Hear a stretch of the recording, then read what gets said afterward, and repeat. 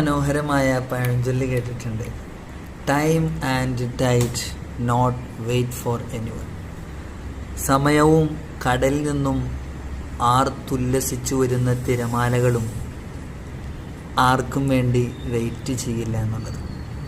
ഈ കാണുന്നതൊരു ടൈമറാണ്. ഇതൊരു 10 മിനിറ്റ് സമയം നിൽക്കുന്നൊരു ടൈമറാണ്. ഇതിന് ഓരോ മൺതരികളും ചാടിത്തീരുന്ന സമയം 10 മിനിറ്റ് പൂർത്തിയാവും. ഇപ്പോൾ ഏകദേശം ഒരു 3 മിനിറ്റ് കഴിഞ്ഞിട്ടുണ്ടാകും. നമ്മുടെ എല്ലാവരുടെയും ജീവിതം ഇതുപോലെയാണ്, ഇങ്ങനെ തീർന്നുകൊണ്ടേയിരിക്കും. മഹാനായ ഉമർ റളിയല്ലാഹു അൻഹു പറഞ്ഞ ഒരു വാക്യം ഓർമ്മ വരികയാണ്. അൽ മൗതു അദ്നാ മിൻ ശിറാക്കി നഅലി.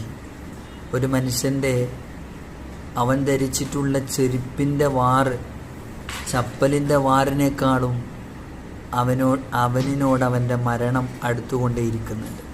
അതിനർത്ഥം നാളെ നമ്മൾ ഓരോരുത്തരും ജനിച്ചിട്ടുണ്ടെങ്കിൽ മരിക്കേണ്ടവരാണ്. അപ്പം ആ മരണത്തിലേക്ക് ഞാനും നിങ്ങളും അടുത്തുകൊണ്ടിരിക്കുന്നു. പക്ഷേ മരണത്തിനെ കുറിച്ച് പറയുമ്പോൾ പലർക്കും പേടിയാണ്, അത് ചിന്തിക്കാൻ പേടിയാണ്, അത് പറയുന്നത് പേടിയാണ്. പക്ഷെ അതൊരു യാഥാർത്ഥ്യമാണ്. മുത്തനബി സല്ലല്ലാഹു അലൈഹി വസല്ലം തങ്ങൾ പഠിപ്പിച്ചു, അൽ മൗതു ഹഖ്കുൻ, അൽ ഹിസാബു ഹഖ്കുൻ, അസ്സുആലു ഹഖ്കുൻ, അൽ ഖബറു ഹഖ്കുൻ. ഇങ്ങനെ തുടങ്ങിയിട്ട് അൽ ജന്നത്തു ഹഖ്കുൻ, അന്നാറു ഹഖ്കുൻ.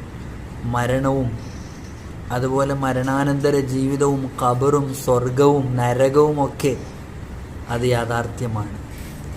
ആ യാഥാർത്ഥ്യങ്ങൾ അനുഭവിക്കുന്നവർക്കേ അത് വിശ്വസിക്കാൻ കഴിയുള്ളൂ.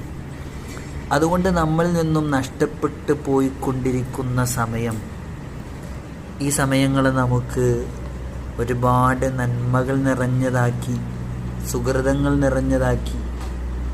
ഒരു പൂ ചോദിച്ചപ്പോൾ ഒരു പൂക്കാലം തന്നെ നൽകിയെന്ന് പറഞ്ഞതുപോലെ ചെറിയ ആയുസ് കൊണ്ട്, ഒരു പുരുഷായുസ് കൊണ്ട് ചെയ്തു തീർക്കാൻ കഴിയാത്ത നന്മകൾ നമുക്ക് ചെയ്യാനുള്ള ആഗ്രഹവും അതിനുള്ള ഉത്സാഹവും പ്രവർത്തനങ്ങളും ജീവിതത്തിൽ ഉണ്ടാകണമെന്ന് ഈ ഒരു ടൈമർ നമ്മളെ പഠിപ്പിക്കുകയാണ്.